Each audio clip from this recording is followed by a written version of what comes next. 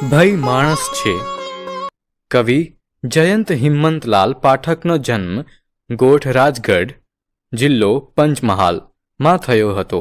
તેઓ કવિ અને વિવેચક તરીકે જાણીતા છે. વનાંચલ, અનુનય અને મૃગયા તેમના જાણીતા સર્જન છે.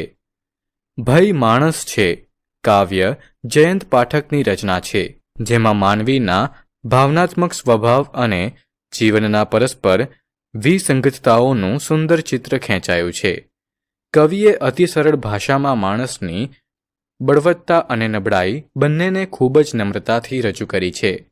કાવ્યમાં રમૂજી શૈલી અને લોકભાષાના છાંટા હોવા છતાં પણ એની વાત ખૂબ જ ઊંડી અને સ્પર્શક છે.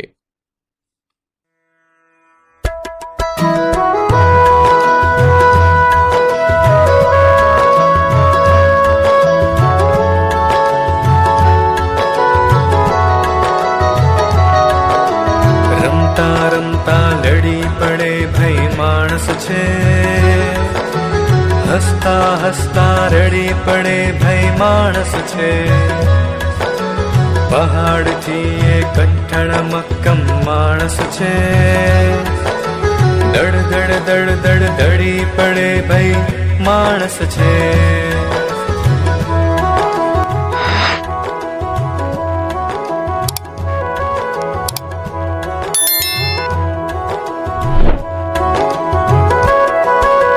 ચંદર પર ચાલે ચપ ચપ માણસ છે,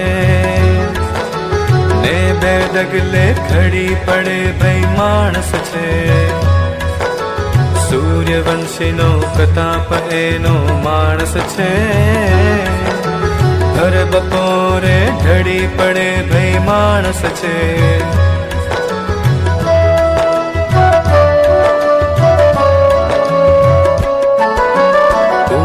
વાજટ થયા પાડિયા માણસ છે, ટાણે કુટિયું પડી પડી ભઈ માણસ છે.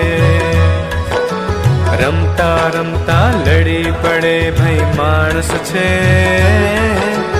હસતા હસતા રડી પડે ભઈ માણસ છે. આ પંક્તિ રમતિયાળ હોવા છતાં માનવીની નબળાઈ દર્શાવે છે.